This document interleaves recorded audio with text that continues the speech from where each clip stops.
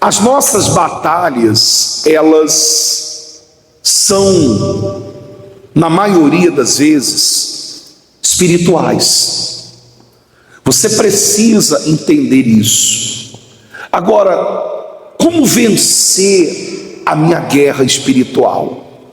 Como vencer uma batalha espiritual? Você não vence uma batalha na força do choro, do grito, mas você vence quando você aprende a usar as armas espirituais. A Bíblia diz aqui assim, no livro de 1 Coríntios, diz assim, 1 Coríntios capítulo 2, versículo 10. Ora, o homem natural não compreende as coisas do Espírito de Deus, porque lhe parece loucura, e não pode entendê-las, porque elas se discernem espiritualmente. 1 Coríntios 2, versículo 14. Quer dizer, a pessoa natural, aquela que não tem uma visão espiritual. Quem é o natural? É o que não tem a visão espiritual. Ele não tem uma visão espiritual, ele é natural. Então tudo que acontece para ele é natural. Para o natural, tudo é o quê? Tudo é natural. Ele não consegue ver espiritualmente. Ele não consegue enxergar que por detrás de determinadas situações há um agir do mal na vida dele. Para ele tudo é natural, tudo é natural, tudo é coincidência, tudo é fatalidade, mas ele não entende que há uma força espiritual do mal agindo. Agora, quando a pessoa tem uma visão espiritual, ela entende que o mal age, ela entende que a luta dela não é carnal, mas é espiritual. Por quê? Porque ela tem discernimento de espírito, ela sabe discernir a batalha que ela está enfrentando. Ela sabe. Você vê que quantas vezes você, por exemplo, você que está aqui, você que tem discernimento espiritual, quantas vezes uma pessoa te procurou e dentro do que ela falou, você logo ouviu e você diz assim, esse problema aí é o quê? Isso é espiritual. Porque a pessoa que tem discernimento espiritual, ela não demora muito para entender que o problema dela não é físico.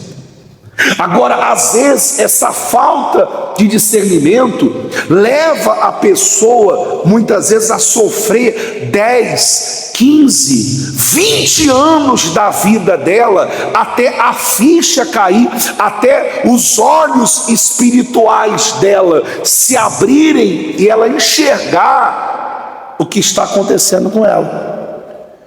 E aí, quando a pessoa tem essa visão, ela tem esse entendimento, então ela para de lutar com a força do braço, ela começa a lutar com as armas espirituais. Ela vai buscar essas armas em quem?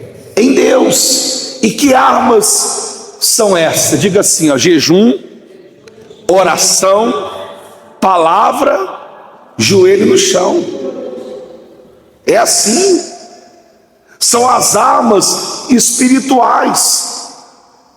É o que diz lá em 2 Coríntios, no capítulo 10, no versículo 3, diz assim: porque andando na carne, não militamos segundo a carne, porque as armas da nossa milícia não são carnais, mas sim poderosas em Deus para a destruição das fortalezas. Quer dizer, as armas, elas têm que ser espirituais. Imagine o seguinte: você olha para um animal, por exemplo, os animais. Você olha para um leão. O leão é um animal conhecido pela sua força, pela sua coragem. O leão, muitas vezes, ele não recua, nem quando ele está sendo alvejado, nem quando ele está sendo cravado de bala, ele recua, ele avança, ele vai para cima. É um animal conhecido pela sua força, bravura, coragem. Você pega um crocodilo, ele é conhecido pela sua força, né? A força da sua mordida, da sua mandíbula. É um animal resistente que tem um couro o quê? Forte. Mas se você pegar um leão e um crocodilo para lutarem entre si, eu pergunto, quem vence? Diga aí. Quem acha que é o leão? Quem acha que é o crocodilo? Depende. Depende do território. Se na terra, o leão. Se na água, o crocodilo. Aí, trazendo para o lado espiritual, é a mesma coisa. Você vê as pessoas tentando vencer uma batalha que é espiritual, mas lutando no território errado. Elas estão lutando no físico, enquanto o problema que elas estão enfrentando é o quê? É espiritual. Aí a pessoa luta não contra o mal, ela luta contra pessoas. E a nossa luta não é contra carne e sangue, a nossa luta é contra os principados e potestades, contra os espíritos, os dominadores, os espíritos de trevas, o mal que age nas regiões celestiais, espirituais. Não adianta lutar contra os amigos, contra a má influência dos filhos. Não adianta lutar contra a amante do marido. Não adianta lutar contra a pessoa que te persegue no trabalho. Não adianta lutar contra aquela vizinha que não vai bem com a tua cara. Não adianta lutar contra aquele familiar que não gosta de você. Não, a nossa luta não é contra pessoas, a nossa luta é contra o mal espiritual. E como é que eu venço? Usando as armas espirituais, o jejum, a oração, a palavra, é colocando os meus joelhos no chão. A Bíblia fala que Paulo e Silas, eles estavam na prisão injustamente. Olha o poder da oração, que a oração não é só uma maneira de relacionarmos com Deus, não, a oração também é uma arma poderosa.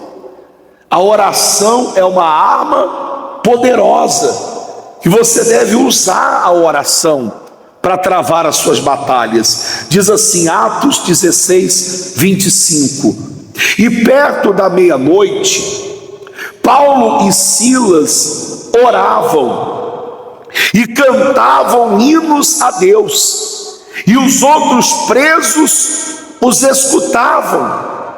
E de repente sobreveio um tão grande terremoto que os alicerces do cárcere se moveram, e logo se abriram todas as portas e foram soltas as prisões de todos. Quer dizer, como é que eles venceram aquela injustiça? por meio da oração. Então, está passando uma luta, ore. Está difícil, ore. O mal se levantou, ore. Recebeu um diagnóstico médico que não é favorável, ore. Recebeu uma má notícia, ore. Descobri que meu marido está me traindo, ore. Descobri que o meu filho está usando drogas, ore. Use a arma da oração. Amém? Use a oração. Vê Jesus em uma das suas parábolas, em que ele fala do juiz iníquo, que não temia a Deus, nem respeitava homem algum, e ele fala de uma viúva. Ele ensina sobre o dever de orar de vez em quando. Amém? Não.